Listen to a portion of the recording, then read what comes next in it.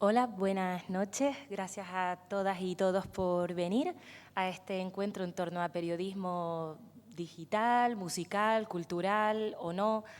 Vamos a reflexionar desde distintos prismas sobre el ejercicio del oficio hoy en día en esta multiplicidad de redes y plataformas. Reivindicaremos bastante las firmas periodísticas, hablaremos también de inteligencia artificial y nuevos lenguajes y bueno, pues todos los derroteros por los que nos lleve esta conversación.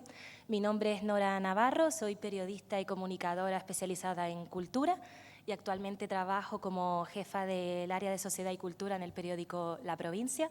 Cada uno mejor que se vaya presentando a sí mismo y le paso la palabra a Diego, una institución en la materia. Muchísimas gracias. Buenas noches. Gracias a todos y todas por compartir este rato con nosotros.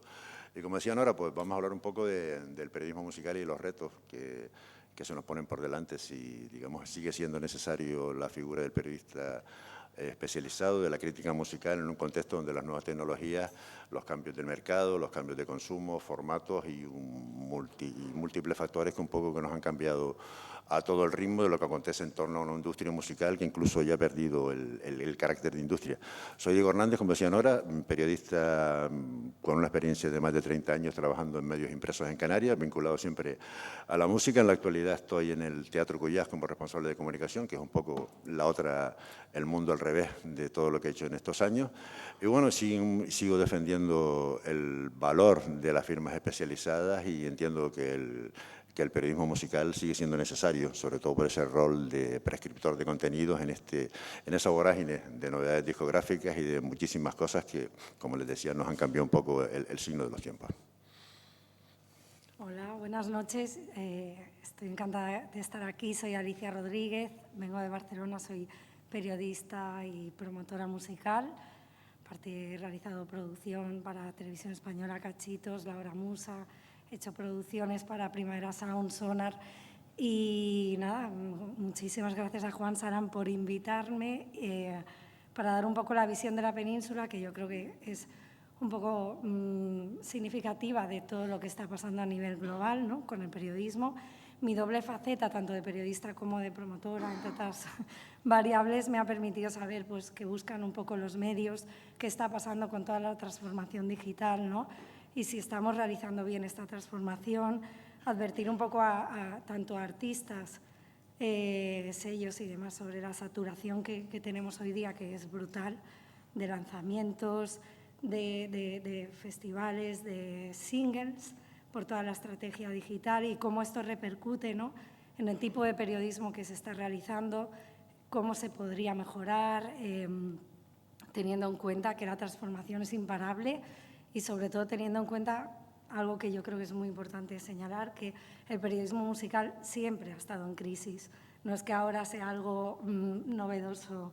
Sí que es cierto que las nuevas tecnologías están acentuando y polarizando bastante la situación, ¿no?, del periodismo, pero bueno, ya lo iremos avanzando, pero como titular yo creo que el periodismo musical siempre ha estado en crisis, pero eso no quiere decir que no pueda seguir existiendo como siempre una subcultura, si la queremos llamar, ¿no?, necesaria, importantísima, como decía Diego, para resaltar la figura del prescriptor.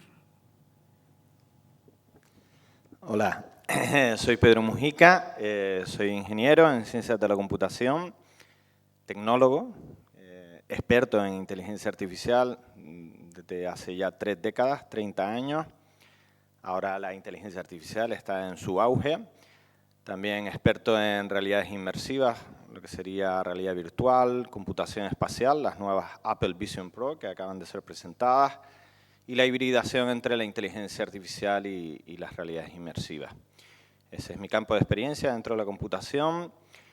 Y aparte soy también experto en transformación digital e industria 5.0. Estamos ya en la 5ª revolución industrial, sin haber acabado la 4ª, porque es una revisión de la 4ª para poder centrar el desarrollo tecnológico e industrial en las personas, ¿vale? Es una revolución antropocéntrica o tecnoantropocéntrica. Esto hace 10 años me llevó a entender la tecnología desde un punto de vista humanista. Soy tecnohumanista o tecnólogo humanista Llevo 10 años dedicado también a la filosofía y la ética de la inteligencia artificial para poner siempre la tecnología al servicio de las personas.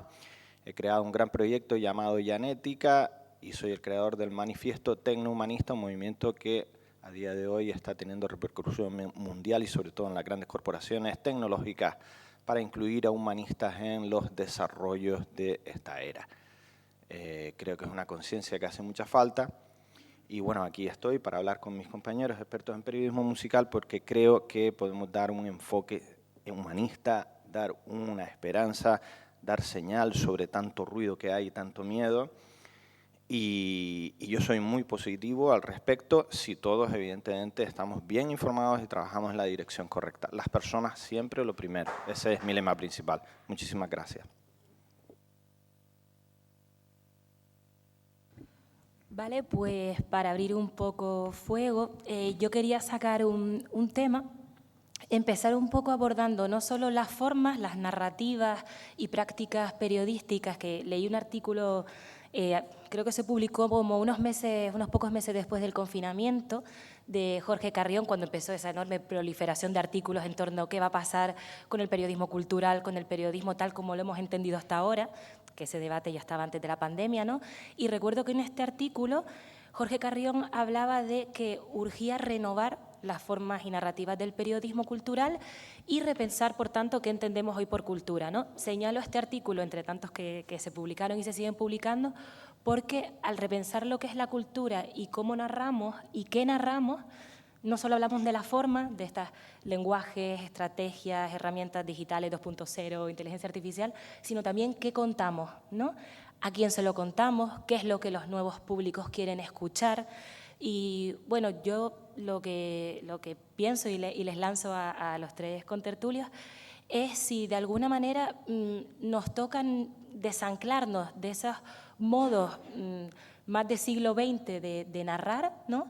Y posicionarnos y servir un poco de brújula como prescriptores culturales o musicales, como decían todos, para abrir camino en ese escenario cultural y musical tan híbrido y complejo que es ahora mismo, ¿no? El escenario contemporáneo, porque si no yo creo que los periodistas culturales y musicales nos vamos a perder un poco en ese mare magnum de informaciones, de plataformas, esa tiranía de la novedad que comentabas tú, Alicia, de que parece que la producción cultural es más ingente y vertiginosa que nunca, ¿no? Entonces, bueno, ¿qué podemos hacer para volver a esa defensa que comentaba de las firmas y del prescriptor cultural en este escenario?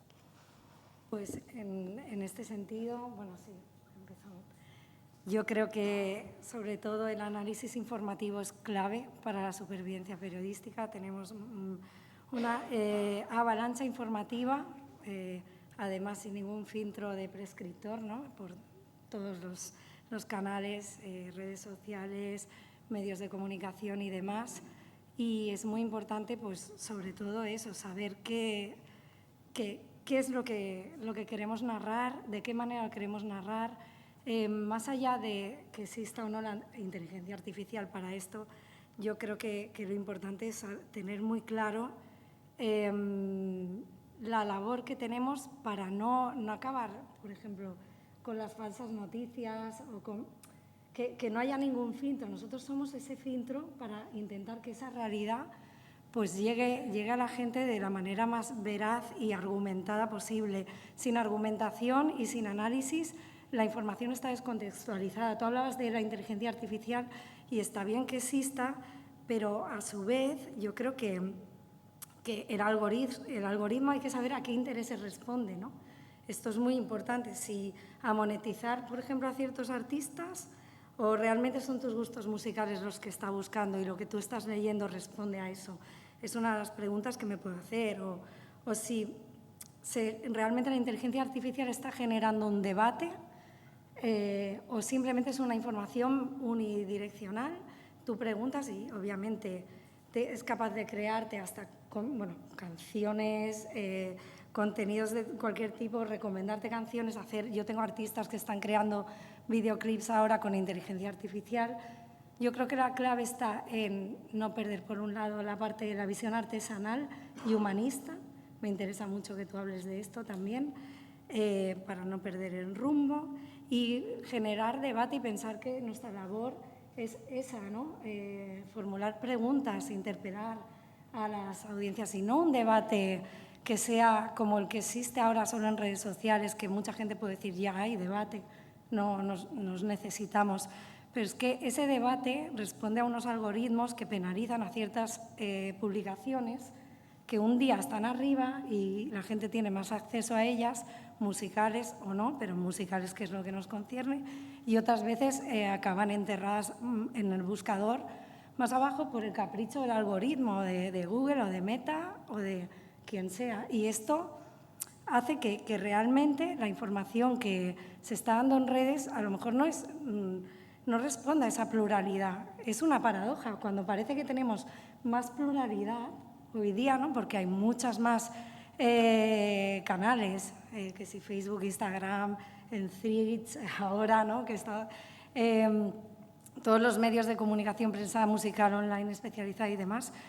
Pese a eso, como sobre todo en redes sociales, el algoritmo tiene esto que te puede penalizar o no en buscadores, pero aparte las redes sociales pueden hacer que el discurso sea siempre el mismo y homogéneo, porque ellos ven qué gustos tú tienes, en base a eso se generan o te llegan a ti unas noticias que no caen del cielo, porque sí, tú estás leyendo unas noticias porque saben qué gustos tienes hacia ciertos artistas o hacia ciertas tendencias, lo hemos visto en política también, y eso sí ha hecho cambiar a nivel político, pues, por ejemplo, la campaña de Trump, ¿no? Se sabe que en parte ha sido gracias a toda la influencia de redes. Si eso se ha conseguido con redes, en el tema musical es exactamente lo mismo. ¿Estamos realmente leyendo lo que nos interesa o lo que nos está cayendo porque se supone que son nuestros intereses o son los intereses del oligopolio al que pertenece tal red social? Y aparte así estamos un poco, yo creo, capando el debate, porque al final las opiniones no son... O sea, hay una polarización. Parece que, además, cuando tú quieres dar una opinión que es distinta a la que se supone que todo el grupo en el que estás más o menos de lectores te está leyendo, la gente se enfada muchísimo, eso lo sabéis. Hay un nivel de agresividad en redes o en foros de prensa musical especializada cada vez más heavy y responde a esta polarización. Creo que en esto tú tienes mucho que decir, así te doy la palabra, que ya. Bueno, podríamos estar horas porque el tema es muy complejo. Estamos ahora mismo en un mundo muy complejo.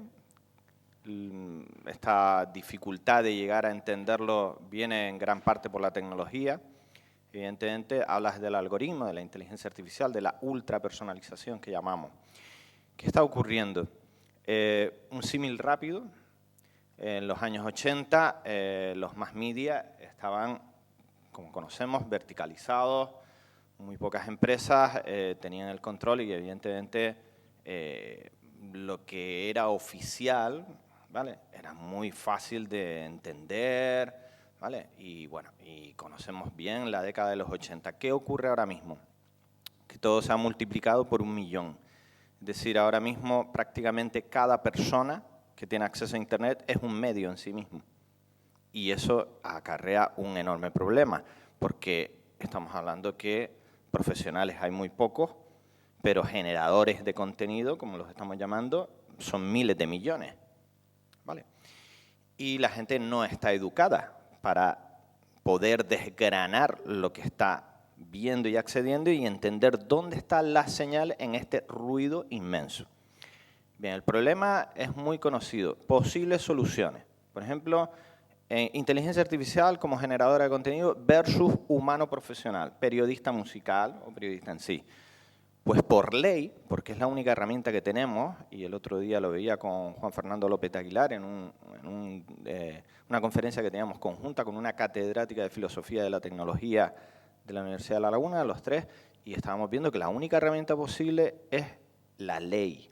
Ahora estamos conociendo lo que está ocurriendo, empezamos a entender a través de los grupos de expertos en los cuales yo me incluyo cuál es la problemática y vosotros también, porque estamos creando grupos multidisciplinares y este debate es muy bueno para ello.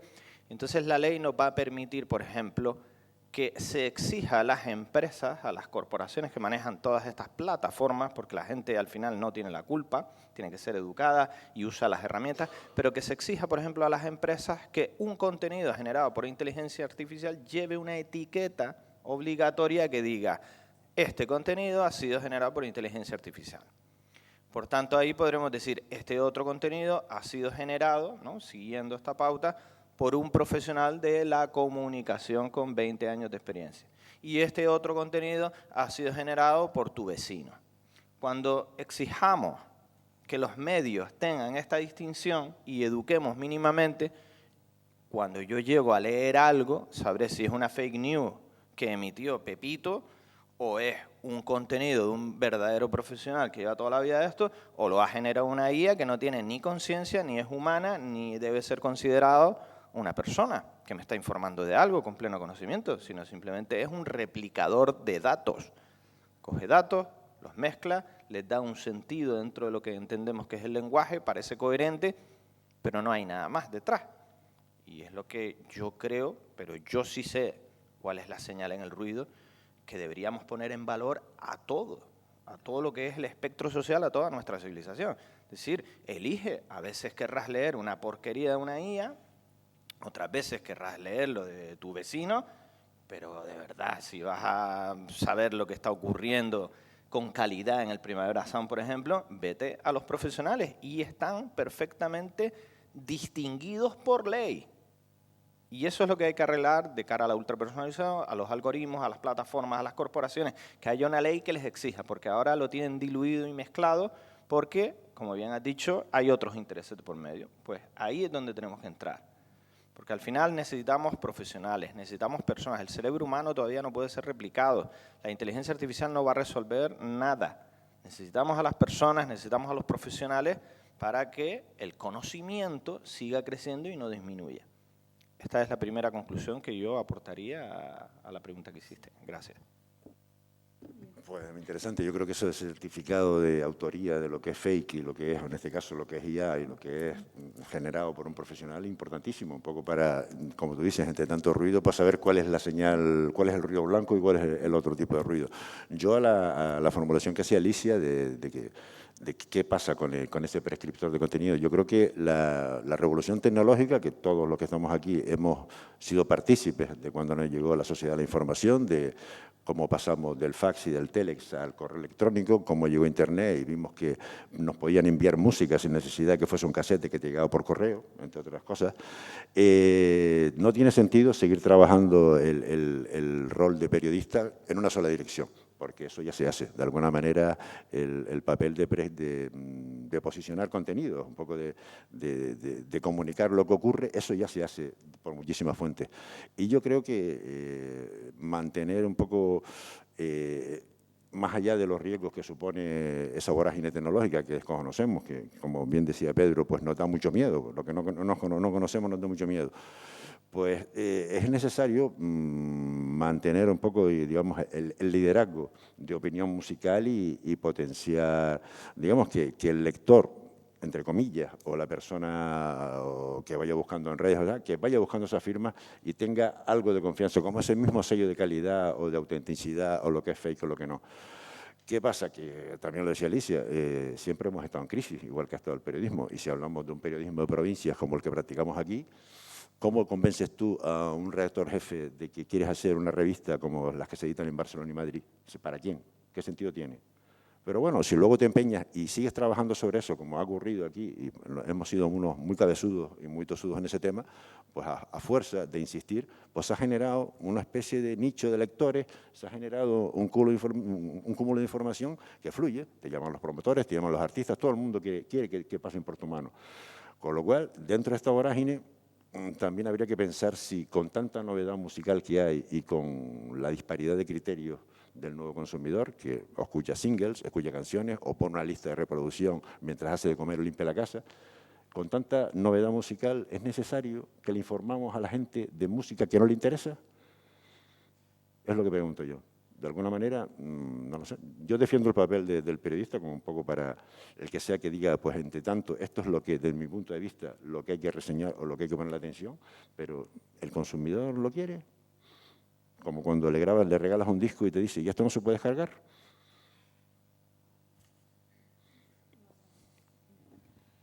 Sí, yo recogiendo el guante, Diego, sí que creo que hay una desconexión abismal, como creo que no la ha habido nunca, aunque cada generación dice eso de la que le precede y la que le sigue, ¿no?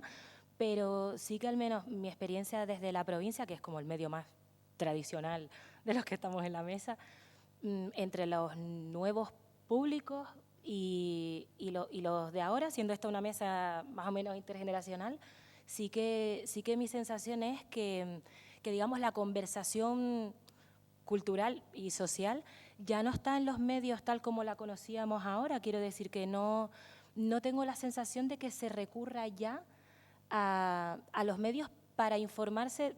Quiero decir, todos tenemos una audiencia fidelizada, que yo creo que pasa mucho por la credibilidad de los periodistas, ¿no? y de las firmas, pero sí me parece que ahora ese debate está en la dispersión de la red, con lo cual es un debate, una conversación, por así decirlo, fragmentada y dispersa, ¿no? Y claro, partiendo de que las plantillas de los medios, tanto generalistas como locales, como especializados, ¿no? Como en los que tú trabajas, Alicia, son tan precarios ahora, quiero decir, desarrollar un trabajo más cuidado, más mimado, de investigación, de coberturas. Por ejemplo, con la crítica musical, ¿quién puede costear tener a un crítico investigando, documentándose, acudiendo a esto? Entonces, me preocupa mucho esta parte porque además se ha vuelto tan poco rentable que realmente ningún medio vive ya de las tiradas del papel y ni siquiera de los anuncios. Por ejemplo, portales como, para circunscribirnos a lo musical, ¿no? Como Genesee Pop o Musicalia, creo, viven de los libros, que algunos se apuntaron al tema de los libros, yo no sé si un poco a tenor de la pandemia, Alicia sabe de esto, o de los podcasts, que a ver también cuánto dura el fenómeno podcast, porque ahora todo el mundo tiene uno. Entonces también habrá que mirar si realmente va a subsistir, volviendo un poco también a lo que había comentado antes, esta idea del periodismo especializado como lo entendíamos hasta ahora. Bueno, yo como os decía, por el hecho de tener las diferentes vertientes de productora, organizadora de eventos, no sé qué, redactora, ya una no sabe cuántas cosas tiene que hacer para sobrevivir, que es un ejemplo de la precarización de la industria. Yo creo que, por ejemplo, un caso claro es Ruta 66, ¿no? También es una revista que lleva, pues no sé, ya 35 años, creo que ha hecho, que es de las más longevas casi, junto a Popular 1, que ha hecho 50, casi que es Popular 1 de las más longevas de Europa, que también ahí escribí, y en todas parece que tenemos la idea esta un poco errónea de que las publicaciones, cuando crean su página web, tienen que hacer solo noticias breves, concisas, porque nadie lee cosas, no sé, artículos más exhaustivos y tal, y es mentira. Luego se ha comprobado, y esto nos lo pueden decir por visitas muchísimos jefes de redacción con los que hablo, o de Mundo Sonoro y demás, que artículos que repasan una crónica de todo un festival, pero escritas por un periodista, o sobre todo artículos atemporales de biografías de artistas, o retrospectivas que analizan pues toda una discografía de una banda. Todo esto interesa muchísimo y tiene muchas visitas. Entonces también me planteo hasta qué punto nos estamos creyendo que cuanta más velocidad, más noticias arrojemos a lo loco, va a ir esto mejor y a la gente le va a interesar más. La gente, yo como promotora estoy harta de ver como mi hoja de promo, yo puedo poner cualquier burrada, la mayor burrada que me pueda inventar, y os juro que hay muy poca gente, y esto es muy sintomático de la precarización en nuestro sector, que se plantee si lo que yo he puesto es verdad o no, lo copian y pegan y ahí sale la noticia. Y es una manera de manipular muy fácil, la que yo pienso como promotora tengo, pero a la vez tengo un código ético como periodista, obviamente no me voy a inventar las cosas, pero es que cualquier promotor puede hacerlo. Y al final, ¿qué estamos en publicidad? Al hilo de lo que tú dices, a mí me choca eso de que tú mandas cualquier cosa y se publica sin contestarlo. También se llama falta de que muchas agencias, las típicas agencias que... Exacto, ¿no? Y que va buscando tu información que no la encuentras. Te presenta un artista y dice, bueno, pero ¿qué me estás contando? Si esto no me sirve para nada. Y que no es culpa, o sea, yo no echo la culpa solo al periodista, porque si es un periodista, que la mayoría de los medios especializados es gente que trabaja en otros 20.000 trabajos, como puede ser mi caso, y que te dicen de la noche a la mañana que escribas algo y lo mandes, y es un problema de cómo están planteados los medios, de que además, como no hay ingresos publicitarios, no pueden pagar a ningún periodista realmente especializado. Y al final, pues cualquiera que quiera entradas para ir a un concierto se apunta a periodista. Y es un problema muy grave esto, porque va en detrimento de muchos otros profesionales que tenemos, ¿no? que yo abogo, porque hay buenos profesionales y los hay todavía, ¿no? En esta mesa hay grandes ejemplos, ¿no? Entonces, no sé. Los modelos de negocio, esto es otro gran tema. Claro, todo ha ido tan rápido que a la mayoría de los X que estamos aquí presentes, la generación X, no nos ha dado tiempo a tener una conciliación digital que se llama, y es aprender, porque nuestra vida nos come. Entonces estamos un poquito desfasados o no lo suficientemente al día. Yo,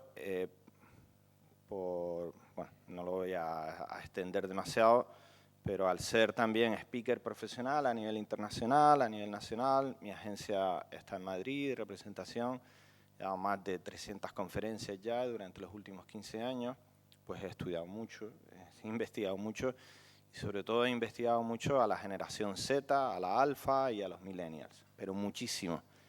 Muchísimo, muchísimo. Y ahora mismo a la generación Z la tengo súper ultra investigada desde el punto de vista sociológico, profesional, humanista, tecnológico y tal. Los conozco bien y además convivo con ellos, tengo discípulos personales a los que en modo de mecenas he elegido para enseñarles y pues sobre todo tener un acercamiento directo y real y natural en modo one-to-one. Y los conozco muy bien. Hay que aprender mucho de esta gente. Y en eso estamos un poquito frenaditos todavía, porque, mira, por ejemplo, yo que también hablo mucho de educación 4 y 5.0, estaba mucho con Fundación Telefónica, con BBVA, con las nuestras, las grandes de España, para cambiar la educación, que la educación es la base de todo.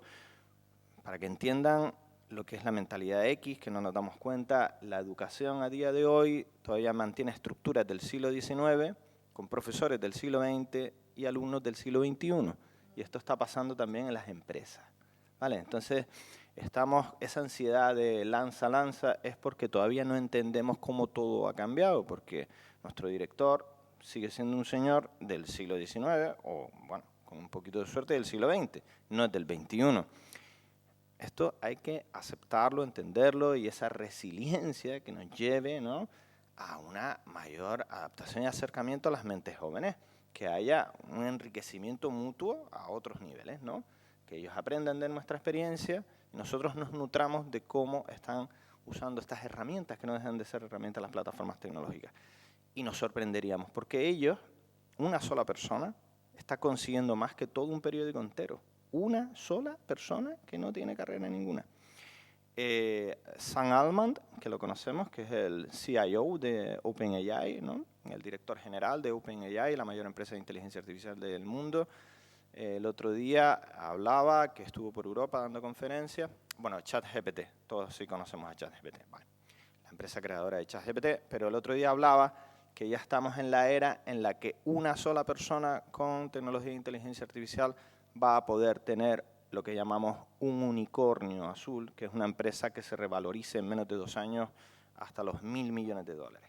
Una sola persona. Una sola persona. Entonces estamos en esa era. Y eso seguramente lo empezaremos a ver ahora. ¿Qué recomiendo yo? Que seamos abiertos de mira, open mind, y empecemos a entender qué es lo que están haciendo los jóvenes. Y empecemos a emular esos modelos en cómo se mueven. Vale. Y después el tema de los modelos de negocio. Hay muchos modelos que llevamos 20 años estudiándolos desde que Amazon, la gran pionera, empezó a experimentar con los modelos de negocio digitales. Lo mejor que tiene la gente profesional, los periodistas musicales profesionales, lo mejor que tienen es la calidad. Pero esa calidad hay que saberla conducir a través de lo que llamamos funnels, ¿vale? embudos, ¿no? Si tú regalas esa calidad, si quieres competir en calidad en un posicionamiento algorítmico con contenido basura, siempre vas a perder. La calidad hay que guardarla donde se guardan los diamantes, en la caja fuerte. Y después todo lo que construyes es el camino hacia esa caja fuerte. Y es cuando la gente de cualquier edad dice, wow, esto es lo que yo quiero consumir. Esto es un producto de lujo. ¿Tú te refieres un poco a trabajar con esos mismos códigos? Perdóname. A trabajar, desde nuestro punto de vista, o nuestro atril, a trabajar con los mismos códigos de las nuevas generaciones. Los mismos códigos que utilizan para posicionar contenidos en redes sociales o en plataformas. Los mismos códigos, los mismos modelos, hay que transformar las empresas, que es también parte de la gran transformación digital, que llevamos ya mucho tiempo, 20 años, estamos en la 4ª transformación digital. Las empresas hay que cambiarlas por completo, los modelos productivos hay que cambiarlos por completo. Yo creo que las empresas de comunicación, salvo contadas excepciones, no han sabido no han sabido, se han convertido en portales multimedia, o sea, con redactores que son capaces de irte a una rueda de prensa, hacerte una entrevista, grabarte un vídeo y subírtelo a la web sobre la marcha. Entonces, hay que fijarse en cómo lo hacen los jóvenes que van 20 veces más rápido que nosotros y ser inteligentes y desde la experiencia decir, nosotros somos capaces de generar calidad. Esta calidad la vamos a poner en canales de lujo especializados, que es donde está el modelo de negocio, donde se paga. Pero para llevarlos ahí vamos a usar las fórmulas de los jóvenes. Y ahí es donde está toda la IA como una herramienta complementaria a nuestra profesionalidad y donde están esas fórmulas, ruido, basura, lo que quieras, y ahí es donde se manejan los algoritmos hasta que la gente va entrando, copia las tendencias, ven que los medios por fin se ponen al día en los lenguajes actuales y ¡pum! Un día llegas a la calidad, al diamante, y dices, que hay que pagar, yo pago. Entonces ahí es cuando se paga. Pero si tú previamente no les has hablado en el lenguaje actual, no te van a hacer caso. Es que ni te miran. Y eso es lo que todos los jóvenes te dicen. Cualquier persona que tenga ahora mismo 18, 19, 20 años, nuestros hijos, pues nuestros hijos disimulan con nosotros, pues somos sus padres. O sea, hay dos realidades muy distintas, la real, y nosotros fuimos jóvenes y lo hacíamos, Javi y Diego. Nuestra realidad era la nuestra y después la que dábamos a nuestra familia, a los mayores, que éramos otras personas. Pues eso es lo que está ocurriendo. Entonces, cuando tú hablas con tu hijo te dicen una cosa, pero después ellos se mueven. Pero cuando estás en el día a día, de forma natural, y ellos se abren de par en par y ves cómo manejan todo, dices, Dios mío, estaba ciego. Yo que llevo toda la vida, yo llevo 45 años en tecnología prácticamente. Lo he vivido todo y de forma profunda. Yo estoy asombrado en cómo lo hacen. Y esto es lo que hay que aprender. Hay que integrarlo en su sitio, porque también tienen que aprender mucho de nosotros, y eso es lo bonito, tienen que aprender mucho de nosotros, hay que guiarlos, darles la mano, darles el valor que se merecen y decirles, aprendamos el uno del otro, enséñanos cuál es el lenguaje actual, cómo es capaz de una empresa cambiar para poder estar en ese lenguaje y en esa forma de comunicar y que empiece a entrar la gente joven y todas las generaciones. Y yo te voy a enseñar lo que de verdad tiene calidad, porque nosotros llevamos toda la vida en esto. Yo creo que esa es una fórmula que podría tener mucho éxito. ¿Tú crees que son compatibles ambos modelos? Porque, Perdona, Diego, me refiero a trabajar para ese nicho de potenciales clientes jóvenes. Bueno, voy a hablar de clientes, no de lectores ni otro tipo de perfiles. ¿Es compatible sin perder el nicho de que tengas de tus lectores o clientes de toda la vida, los mayores? Vamos a ver, hay una transición, evidentemente. Tienes que apostar, tienes que invertir y abrir como un nuevo área, conservando lo que ya tienes, tus nichos, ¿no? O sea, no va a ser llegar y de la noche a la mañana cambiarlo todo, porque sabemos que eso no funciona. Hay una transición. Hay una transición, pero con esa apertura, ¿no?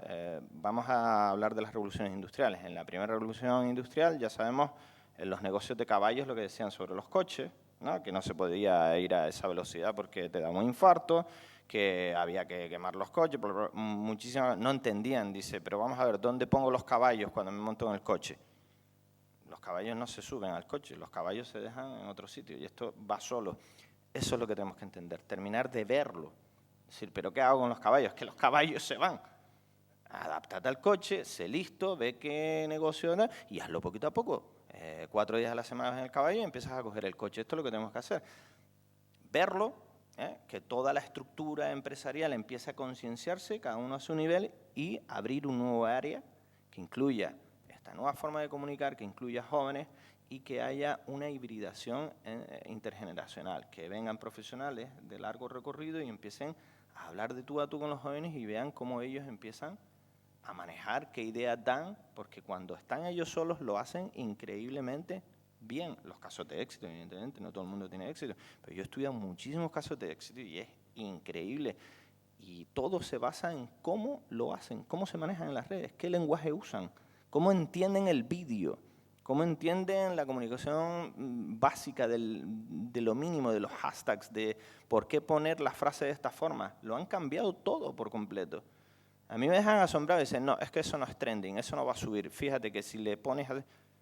Digo, ostras, esta gente está hablando de comunicación, pero de una forma autodidacta, que han aprendido en las propias redes, porque estamos todos ahora mismo en una horizontalidad increíble de miles de millones de personas todos los días generando contenido. Eso crea una inteligencia colectiva muy poderosa, ya no está verticalizada por las universidades. Ahora mismo tenemos una gran universidad y encima ahora esa gran universidad que es nuestra inteligencia colectiva, todo el conocimiento humano, está accesible a tiempo real gracias a los asistentes de inteligencia artificial. Yo estoy ahora, bueno, tampoco voy a decir en qué proyectos estoy, pero, y todavía, bueno, ahora sí, creo que voy a dar muchas conferencias este año y voy a empezar a intentar enseñarlo, mis discípulos ya lo saben, pero los asistentes de inteligencia artificial como ChatGPT, como el Bardo con el modelo Gemini, o como el nuevo Copilot de Microsoft a través de Bing, bla, bla, bla, porque habrá muchos, no son seres, no son IAs asesinas, no son Skynet, no son Terminators, simplemente son herramientas poderosísimas para traernos todo el conocimiento humano a tiempo real si sabemos formular las preguntas adecuadas, si sabemos poner esta herramienta poderosísima a nuestro servicio y al servicio de nuestra comunidad y de nuestro grupo de trabajo. Es increíble lo que se puede hacer. Solo tenemos que aprenderlo y perder ese miedo. Lo que pasa que yo estoy de acuerdo, totalmente, aunque a mí muchas cosas por generación se me escapen, imagínate a gente que es mucho más mayor y que siguen ahí en la prensa musical, y yo tengo muchas peleas, debates al respecto, ¿no? De yo creo que sí, que hay que apostar por esa transformación, escuchar a gente joven, por supuesto, pero el problema es, hablabas tú de como el caballo, tal, y yo pienso, ¿y quién lleva las riendas de ese caballo? Porque hablamos de la tecnología es neutra, pero siempre está al servicio de alguien, y ahí es donde entra el dilema. Lo hemos visto con el caso de Pitch. Lo más terrible es que nadie está al mando. Bueno, pero estamos todos al mando. Sí hay grupos, evidentemente. Hay informativos que sabemos que dominan la mayoría de los anunciantes digitales y que dominan la mayoría de las publicaciones porque son conglomerados, ¿no? Ahora Pitchfork, por ejemplo, lo hablábamos, es el último caso que la absorbe GQ, ¿no? ¿Qué pasa cuando la prensa musical cae rendida ante ciertos grupos informativos? ¿Va a seguir siendo provocadora? ¿Va a seguir rindiéndose a los anunciantes digitales? ¿Cuál va a ser el futuro en este contexto, ¿no? Dependerá de la rentabilidad. De hecho, mira, hay un dato, perdona que te interrumpa, hay un dato importantísimo que es cuándo una IA va a sustituir a una persona. Pues cuando sea rentable de sustituirla. Ahora mismo el coste de sustitución es enorme. Solo el 23%, ahora calculamos que solo el 23% de los trabajos peligran, no el 60 y pico que están hablando, porque ahora mismo poner una inteligencia artificial a sustituir a una persona tiene un coste elevadísimo. Eso no va a ocurrir en los siguientes 10 años. Es el momento ideal para justamente apostar por modelos que los grupos, los grandes lobbies, las grandes corporaciones vean que son rentables. Porque todos van a entrar por la rentabilidad. No hay una organización a nivel mundial que lleve las riendas de nada. Hay grupos con intereses que casi siempre son intereses económicos. Por ejemplo, los tecnológicos se mueven por intereses económicos. Si tú a cualquier corporación de las grandes le demuestras que hay un modelo que funciona, como el que antes comentábamos, van a decir, vale, pues funciona, pues ese es el que vamos a adoptar. No hay ningún interés especial por parte al menos de las tecnológicas, que son las que yo conozco más, las de comunicación ya me diréis, no hay ningún interés especial por acabar con los trabajos de las personas, porque las personas son el mercado, y si tú le quitas el sueldo a las personas, ¿qué mercado tenemos? ¿Quién va a consumir los productos y servicios que generan esas mismas corporaciones? Pero a lo mejor no sé hasta qué punto sustituirán a las personas o no, siempre se sustituyen con los cambios, pero eso no implica que la revolución industrial también se cargó un montón de puestos de trabajo, pero también surgieron otros. Esto es así. pero es más por el tipo de información que hay. Yo veo la jerarquía que hay en las noticias, en mucha prensa musical especializada o en diarios, sobre todo en esto vosotros podéis...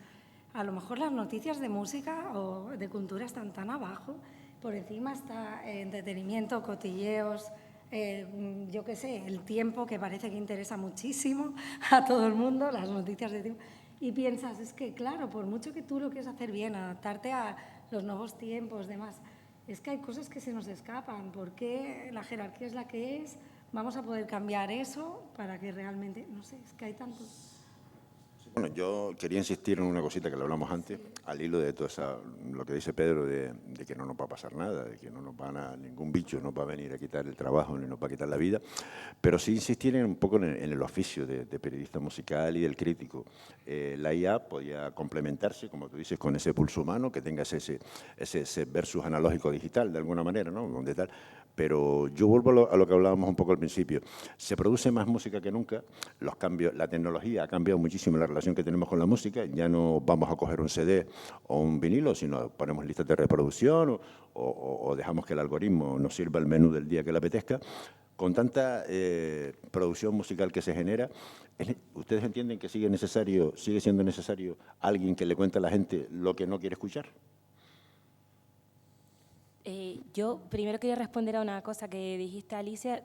Creo que es más viejo que el catarro, que lo primero en lo que se recorta en los periódicos y en cualquier medio es en cultura. Lo hemos visto en el escenario político. Quiero decir que esa batalla, mejor partir de esa crisis, ¿no? Y de ahí progresar, porque eso es así. Y además el algoritmo parece que también lo entiende así dentro de su aleatoriedad y bueno, que esas plantillas fueron las primeras en caer siempre. Y luego también me gustó mucho todo lo que decías, Pedro, porque es verdad que las plantillas, al menos en la provincia, afortunadamente, también se van rejuveneciendo.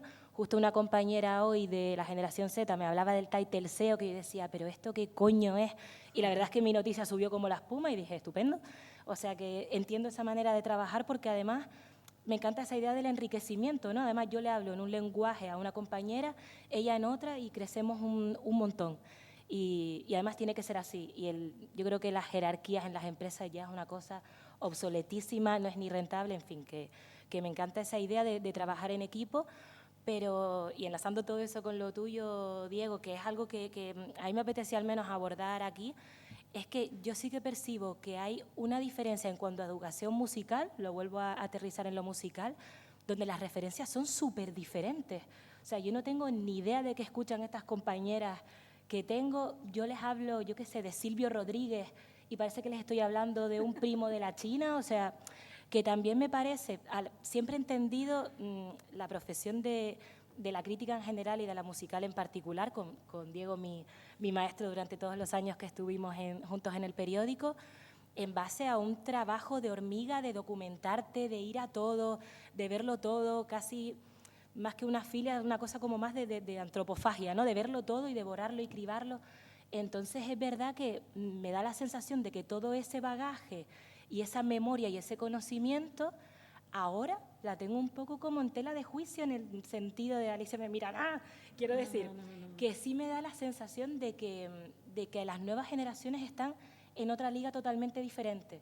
Y ahí sí que ya yo veo una brecha que partiendo de todo lo que tú has dicho, Pedro, que es súper esperanzador, y la verdad es que mesas culturales optimistas es como algo muy inusual, sí.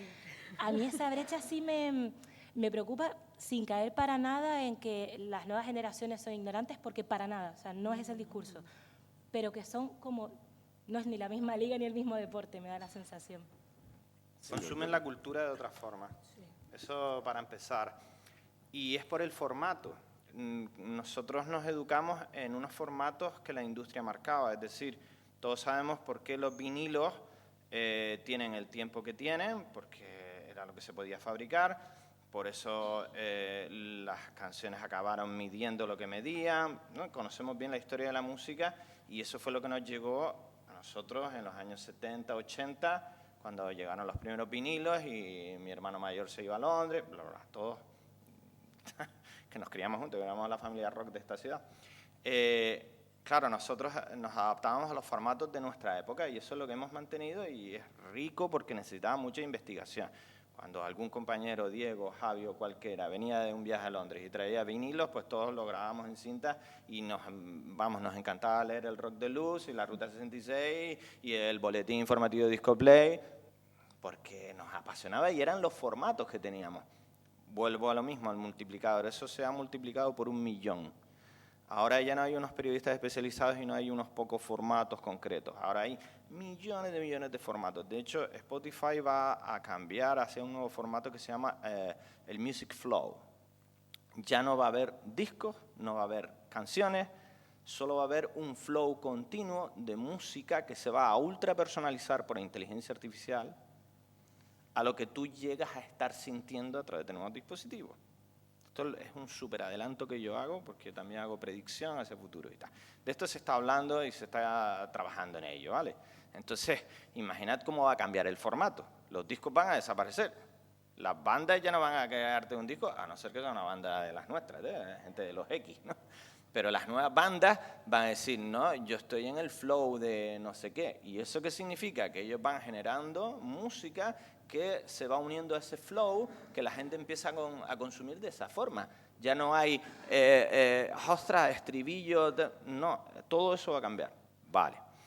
Entendiendo este cambio, volvemos a lo mismo. Creo que estamos en una época muy bonita de millones de realidades distintas y deberíamos buscar un hueco para cada realidad, porque evidentemente nosotros vamos a seguir viviendo. Y a lo mejor nos gustan más nuestros formatos que este nuevo flow, que ni vamos a entender. ¿Vale? Ahí es donde también está el modelo de negocio y tiene que adaptarse a cada generación, a cada persona, a cómo cada uno de nosotros ve la realidad. Yo siempre pongo un símil. En la Edad Media habían 6 realidades distintas. La del caballero, la de tal, tampoco muchas más. Hoy en día hay una realidad por cada ser humano. Estamos hablando de 8.200 millones de realidades distintas. Porque la tecnología, nuestra civilización lo permite, ¿vale? Entonces, en esta ultra individualidad extrema, ¿vale? Vamos a encontrar puntos de unión, ¿vale? Vamos a ver cómo podemos unirnos en nuevos formatos, en nuevas formas de entendernos, los equipos híbridos para trabajar y muchas otras cosas. La sociedad tiene que cambiar, tiene que adaptarse a lo que hemos creado y tenemos que reformularnos. No podemos pretender que lo que funcionaba hace 40 años siga funcionando a día de hoy, sobre todo porque estamos en una exponencial de cambio, ¿vale? Del siglo XIX al siglo XX cambiaron pocas cosas, pero del XX al XXI ha cambiado todo y a una velocidad de vértigo. Adaptémonos a ello. Entonces, volvemos a lo de los diamantes. Yo como X, yo quiero leer a un periodista musical. Me encanta leer a un periodista musical. Quiero que un curator de música me diga, Pedro, entre estas 8.000 bandas del flow musical, salta del flow y oye a esta banda en concreto de Berlín del no sé qué. Bla, bla, bla, bla, bla. Yo es lo que busco y yo tengo un poder adquisitivo considerable. Y como yo, miles de millones que somos en los X. Ahí es donde está el negocio. Si los jóvenes lo están haciendo de otra forma, pues intenta entenderlo y entonces adapta también la comunicación, el periodismo, el formato, a lo que ellos están demandando. Todos merecemos ser escuchados y todos merecemos un hueco en esta nueva pluralidad de multirrealidades. Ahí lo dejaría por ahora, porque si no me voy a estar aquí 5 horas. Nos estamos metiendo en una dinámica al hilo de lo que decía Pedro, creo que estamos en una dinámica, tienes tantas escuchas, tanto vales, ¿no? Y se ha convertido también, digamos, las estrellas del presente de la música también son unas estrellas, desde mi punto de vista, un poco efímeras, ¿no? Porque lo que hoy es una novedad que, vamos, que mete pelotazos en cualquier red social, lo que sea, mañana es caduco. Entonces, todo se mueve a una velocidad que también me da, no es que me preocupe en exceso, me no voy a dejar de dormir ni comer por eso. Pero bueno, yo no sé si esto va a ser el fin de la música como la conocemos o qué es lo que va a pasar. Yo creo que el fin de la música como lo conocemos lo llevamos escuchando toda la vida. Entonces yo creo que es cierto que las formas de escuchar la música han cambiado. Tenemos algo muy bueno con el tema digital, que es que puedes saber conocer a la perfección los intereses de tus usuarios y sus necesidades y demás. Y todo esto lo tenemos que tener en cuenta, pero que nosotros sirvamos a la audiencia y que no estemos sirviéndonos de la audiencia, o sea, aprovechándonos para hacer ahí pues un super titular que sirva para hacer el clickbait o que sirva... no sé, un poco para solo entretener. Creo que la labor, precisamente por esta fragmentación que hay del periodista, es contextualizar todo lo que pueda. El análisis de una obra no es solo escucharla y ya está, como ahora, que la escuchas fragmentada, incluso poco atenta, ¿no? ¿Cuánta gente joven escucha un disco entero? Casi nadie, y además escuchan una playlist en la que hay 20.000 artistas. Nosotros tenemos que servir también para poner esa obra en un contexto histórico, social, analizar, ser prescriptor realmente es eso. Y yo creo que eso nunca puede desaparecer. Igual soy muy idealista. Y yo creo que también tener esos conocimientos permite decir, mira, pues estás ante una copia de esto, lo hicieron estos anteriores, o este señor o esta señora está mezclando esto con esto, y esto es un sample de aquello, o es una copia barata de lo otro. Porque como no hay cultura musical ni gente que se interese por investigar esa cultura, creo que nos toca a nosotros seguir manteniendo eso, aunque nos llamen rancios o lo que sea, ¿no? Y luego también, que esto lo mencionaste tú, Pedro, pagar por ello, porque es verdad que tú ves algo que está cerrado con un muro y empiezas la ruta del bacalao por todos los medios a ver cuál te lo ofrece gratis. Y es verdad que no es caro, realmente suscribirse a un medio o varios no es caro. Así que suscríbanse a los medios. Muchas veces nos gastamos en tonterías porque el valor está muy diluido y lo único que tenemos es que volver a poner en valor la cultura, el conocimiento y educar en cuanto a que la verdadera riqueza es esa, saber de dónde vienen las cosas, hacia dónde vamos, dónde estamos. Y esto es algo que la gente joven, cuando se lo sabe transmitir, les cambia la vida. Les cambia la vida, es un tema de educación. Yo lo hago con mis discípulos. Mis dos últimas discípulas, siempre he tenido más chicas y chicos porque son más inteligentes. Una chorrada de género. No, ha sido casualidad. Pero una de mis últimas discípulas, ella pensaba que yo le iba a enseñar una cosa y estuvimos 3 horas y se transformó. Y cuando la acompañé a coger la guagua, dijo, es la primera vez que en mi vida me explota directamente la cabeza. Estaba on fire, porque vio cómo ordenar todo lo que ella tenía, ¿no? Esa energía, esa sed de conocimiento, vio cómo ordenarla. Porque yo se la supe ordenar porque tengo la suerte de ser intergeneracional. Ese es el esfuerzo que tenemos que hacer. No ser pesimistas, eso nunca, por favor, como decía Krishnamurti, e intentar hacer ese esfuerzo que nos toca aprender, adaptarnos al momento en el que vivimos, que también es parte de nuestra vida, teniendo este acercamiento hacia ellos y ese intercambio. Ellos van a estar encantados de conocer cuáles fueron nuestros formatos, nuestra historia, y seguramente nos den nuevas ideas de cómo aprovechar lo que ya conocemos y traerlo al presente. Gracias. Bueno, pues tenemos que ir cerrando, que Juan nos va a cortar la cabeza. Un placer escucharles, Pedro, Alicia, Diego. Gracias a todos, todas por venir. Si alguien quiere preguntar algo, claro. Después de escuchar a Pedro me quedo mucho más tranquilo con el futuro que nos depara. A ver, son una serie de reflexiones y además, como Alicia, como Diego, incluso como Nora, llevo muchos años dedicándome al periodismo musical o intentándolo, aunque compagino con otro trabajo porque es el que me paga la nómina realmente, porque de eso no podría haber vivido en la vida. Creo que son 2 o 3 en España los que lo han logrado y les ha costado. Hablábamos, por ejemplo, del cierre de Pitchfork y que ha motivado un artículo que me parece que sería perfecto hoy aquí para recordar, que es uno que ha publicado Nando Cruz, que además lo comentaba con Javier hace un momento, periodista bastante crítico, que se llama El periodismo de la crítica musical tal y como la habíamos conocido, ¿no? A raíz de ese cierre y de otros medios que pues están despidiendo gente, como Spotify, como Musicalia o como lo que sea. Como decís, en este momento se escucha más música se lanza más música que en ningún momento. De hecho, a mí me llegan a diario 50 correos como los que me puede enviar Alicia, que tiene una agencia de promoción, de otros tantos personas que se dedican a ello, y no es posible recibir todo, aunque lo intento realmente para absorberlo, poder digerirlo y luego poder escribir sobre eso, ¿no? Sobre lo que creo que es interesante, porque a mí lo que me motiva es mi pasión e intentar contagiar aquello que realmente me mueve, ¿no? Pero hay que tener en cuenta que en las plataformas de reproducción online, como Spotify, lo que se escucha son fondos de catálogo. De hecho, en el 2023 se escuchó el 75% de fondo de catálogo y solo el 25% de novedades. Así que aunque se produzca mucha más música, se escucha mucha menos realmente de las novedades, ¿no? Eso hay que tenerlo bastante en cuenta. Luego, seguimos escribiendo sobre una realidad en la que nos educamos, que sobre todo es el dominio del mundo anglosajón, y realmente, por ejemplo, por recordar algo, el año pasado los 50 discos más vendidos en España no hubo uno solo que fuera de la órbita anglosajona. Entonces, tampoco estamos conectando con la gente que se ha salido en la mesa, ¿no? Con la gente que escucha música de otras generaciones a día de hoy, otro elemento a tener en cuenta. Vamos también por detrás de las novedades. O sea, antes cuando un prescriptor comentaba un disco, probablemente lo tenía antes que la persona que lo iba a leer a continuación. Hoy en día lanzan una novedad el viernes, tú la puedes escuchar, cuando lees la crítica han pasado 3 semanas, sí la vas a leer, porque no la vas a leer. Normalmente el 90% de la gente ya no le interesa porque está escuchando ya otros discos y ese ha quedado muy atrás. Sí se ponen a escuchar discos, porque se ponen a escuchar canciones, como hemos comentado, ¿no?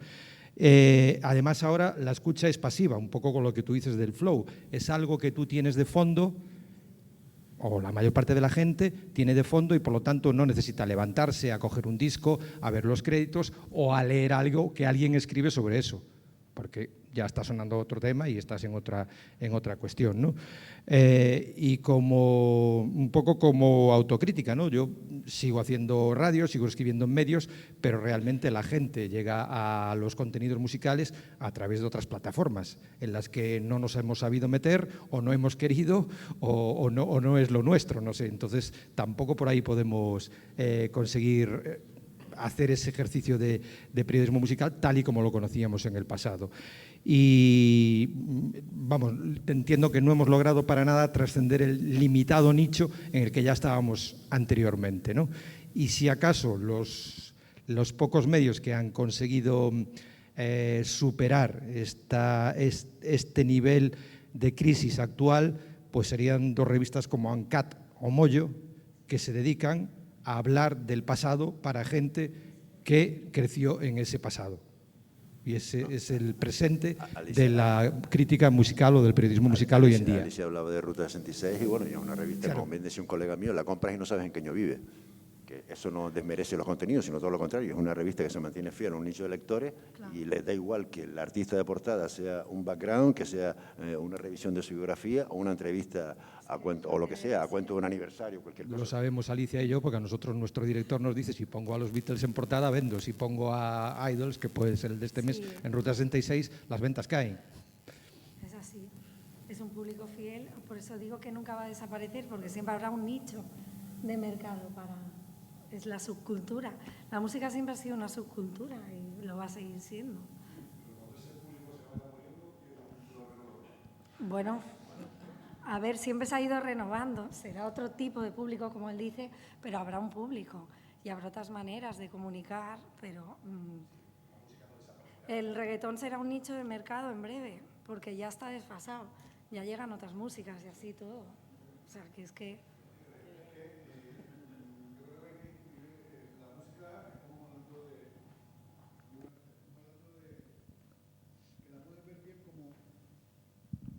Creación cultural la puedes ver como cultura, lo puedes ver como entretenimiento.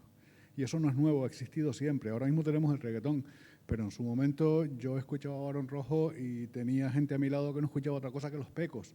Entonces, la música efímera, que le comentabas antes, Diego, ha existido siempre. Con lo cual, no estamos hablando de una guerra distinta, estamos hablando de la misma guerra. Y Ángel Casas te presentaba Musical Express y hacía lo que hacía Musical Express, mientras que en Aplauso te estaban poniendo a Kylie Minogue. Con todo mi respeto a Kylie Minogue, no la estoy intentando desmerecer. Pero no estamos hablando de lo mismo. Y con respecto al periodismo musical, siempre ha habido prescriptores y yo creo que lo seguirá habiendo. Lo que tienes que hacer es buscarlo. Y no es algo que esté ocurriendo única y exclusivamente en el ámbito del periodismo musical. Está ocurriendo en cualquier tipo de información. La sociedad de las FAUX, las fake news, están yendo mucho más rápido de lo que está yendo. ¿Por qué? Pues porque un periodista serio mira lo que está escribiendo y contrasta lo que está escribiendo. El que lanza una fake news no lo hace. La clave es argumentar. Y contrastar la información que está dando. Y verificar. Y eso pues tiene que haber siempre un filtro por el que tengamos que estar nosotros o la generación que venga, ¿no? Pero... Y recordad lo que expusimos muy al principio del debate, cómo se está intentando crear una ley que obligue a tener un etiquetado, ¿vale? Para que podamos distinguir entre lo que es un fake, que se ha generado prácticamente en 3 segundos, a lo que es una investigación seria de calidad que aporta a nuestra sociedad a través de profesionales. Entonces esto es importantísimo para que los cimientos de la cultura y nuestro conocimiento se mantengan y la sociedad no se desplome. Porque si todo al final son datos sintéticos, se cae. El legado que estaremos dando será un legado falso. Y sobre esto, evidentemente, todos queremos poner remedio lo antes posible. Y las instituciones, esto se está hablando mucho en Bruselas, ¿vale? O sea, no podemos permitir que estas tecnologías generen basura, ¿vale? O sea, la basura puede convivir, pero tiene que estar etiquetada como basura. Al igual que la gominolas está en la calle y te dicen, pues mira, eso es azúcar fatal, si te lo quieres comer, cómetelo, pero no es ni un solomillo ni es bueno para la salud. Lo mismo con la información, tiene que ser etiquetada, es decir, esto es conocimiento, esto es información verídica, contrastada, investigada. Eso es lo que no sabemos si interesa, ¿no? Claro, pero volvemos a lo mismo. Si hay grupos, lobbies, corporaciones que quieren que ese sea el mundo, estamos la ciudadanía, las instituciones, los gobiernos que no queremos que ese sea nuestro futuro. Y al final las corporaciones van al negocio y cuando están las leyes las acaban cumpliendo porque no les interesa no cumplirlas. Por eso la ley es importante. Y bueno, tenemos en los últimos años los ejemplos de Mark Zuckerberg en un tire y afloja que se lleva los datos de Europa, pero al final ha entrado por el aro. O Sam Altman, que decía, fantástico con la nueva ley de inteligencia artificial europea, pero yo no quiero cumplirla. Y ahora ha dicho, sí, bueno, la voy a acabar cumpliendo porque el mercado europeo es muy grande. Claro, todos los grupos van a intentar no cumplir las leyes y que no se hagan leyes que les toquen sus intereses, pero al final las leyes acaban funcionando, tarden lo que tarden. Yo creo que hay que apostar por nosotros, como ciudadanos, como personas conscientes, que tenemos que reeducarnos y adaptarnos, y sobre todo por la ley, los gobiernos y las instituciones que hemos creado, que nos han costado siglos, ¿no? Y la defensa de los derechos civiles, y crear la mejor sociedad posible, ¿no? Gracias.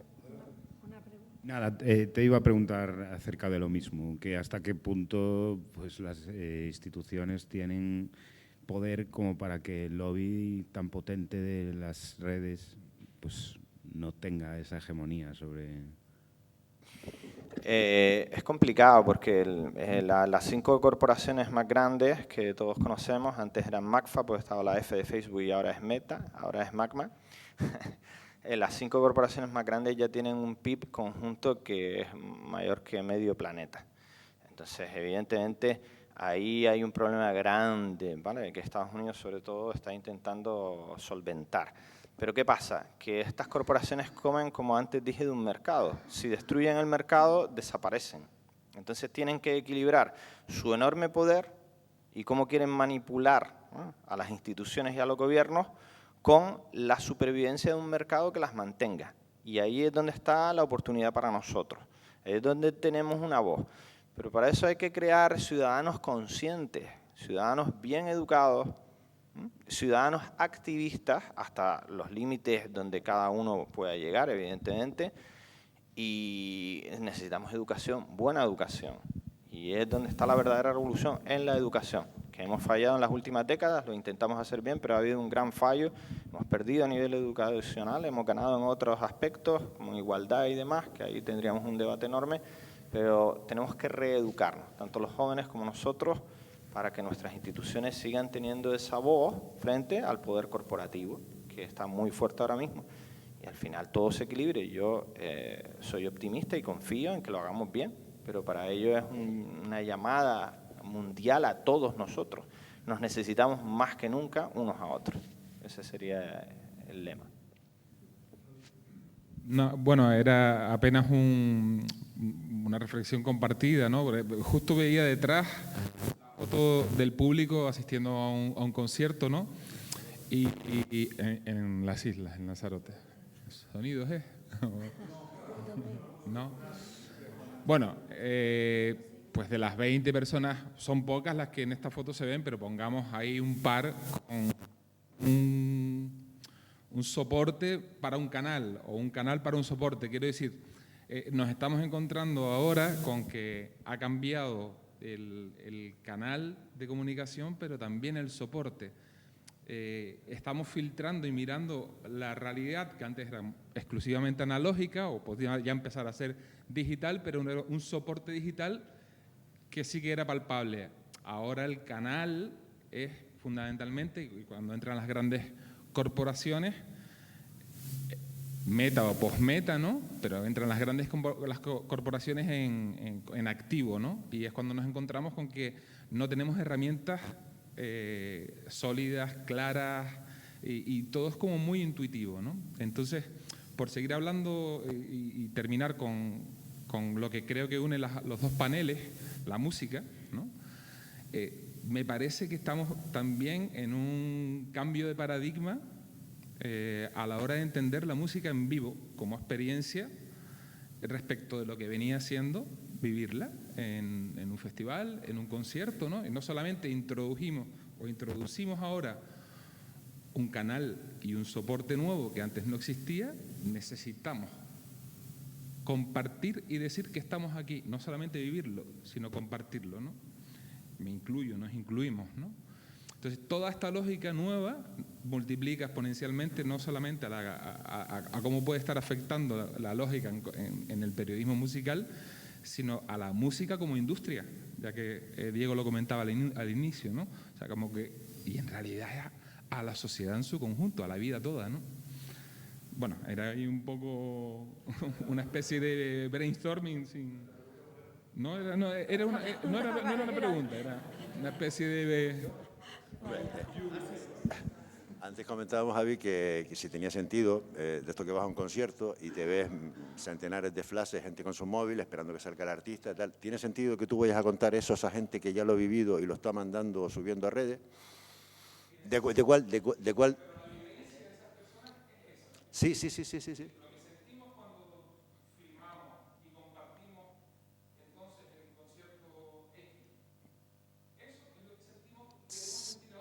Sí, exacto, sí, no es la contemplación, el placer de ver a tu artista, sino de registrarlo para nada, porque después no vas a hacer nada con eso. Entonces. Esto genera un conflicto. Yo como promotora te digo que nos están vetando un montón en los conciertos a un montón de fotógrafos que no se permiten hacer incluso fotos o solo 30 segundos. O los tres primeros primeras ya es como un milagro, a veces ni eso. Y luego, por otro lado, es absurdo porque está todo el mundo grabando todo, que obviamente no es lo mismo. Una foto, volvemos a lo mismo, cantidad o calidad.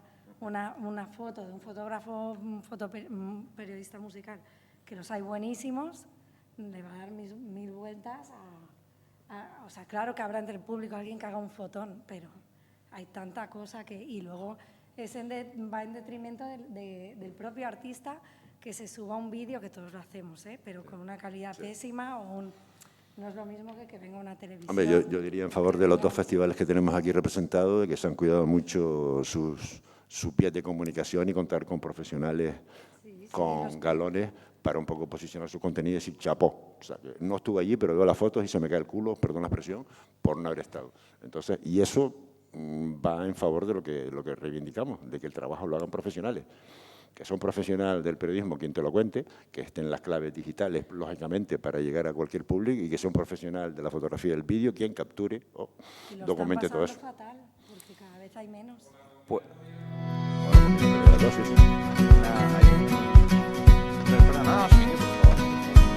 bueno, respecto a la fotografía y al vídeo, que también hay mucho miedo respecto a la IA generativa. ¿No?